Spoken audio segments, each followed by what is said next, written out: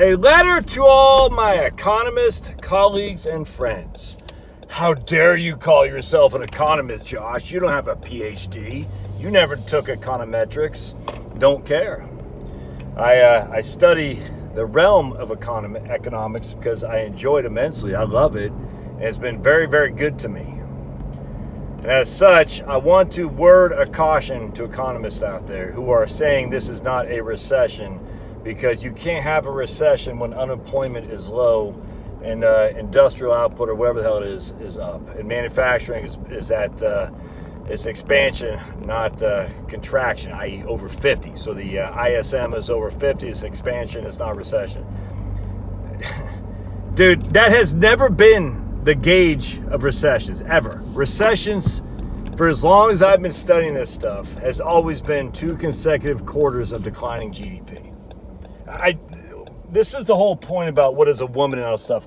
Freaking definitions have meanings, man. Words have meanings. To change the definition is Orwellian. And I'm seeing these economists, and not even, left-wing economists, like Morningstar, saying this is not a recession. I'm seeing, I say right-wing economists, but Reagan-esque, Milton Friedmanite economists, this is not a recession. Because there's unemployment. You can't have this.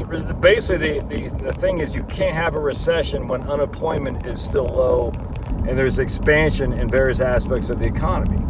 And this boggles my mind. It's like CDC crap, man. This is like what they're doing with Alzheimer's research. This is like NASA with all the crap they do. They lost the technology to go back to the moon. I mean, give me a freaking break.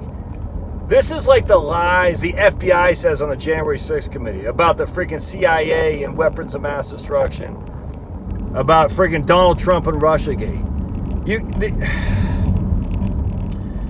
Look, it's okay to be wrong.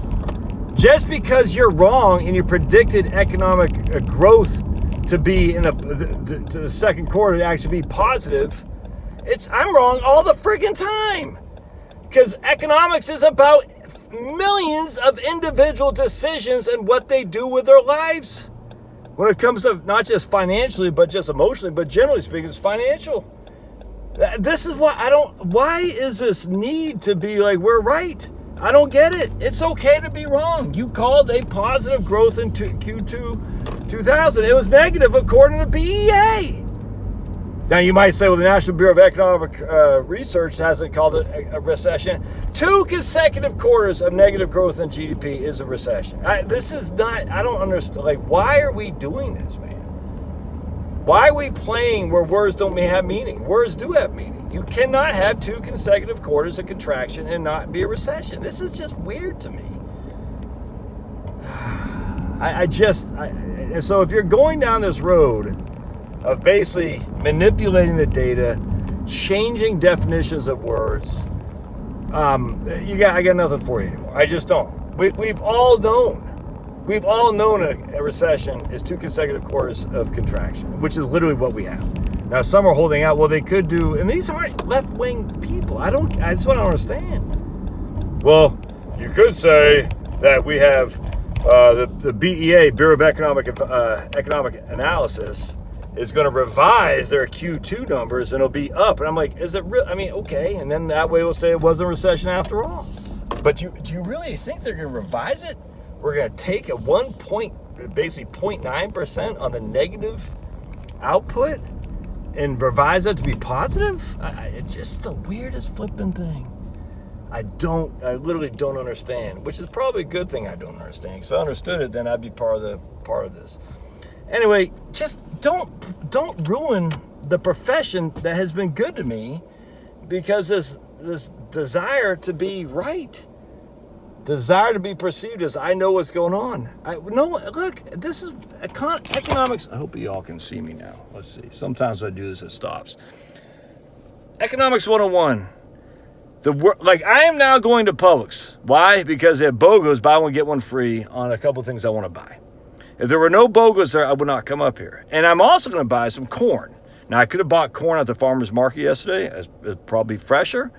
Might be a little bit more expensive, but I'm here now because I did not go because yes, I was busy. Today I was busy. I did not go to the farmer's market to buy corn. So my economic decision here today is buy the corn.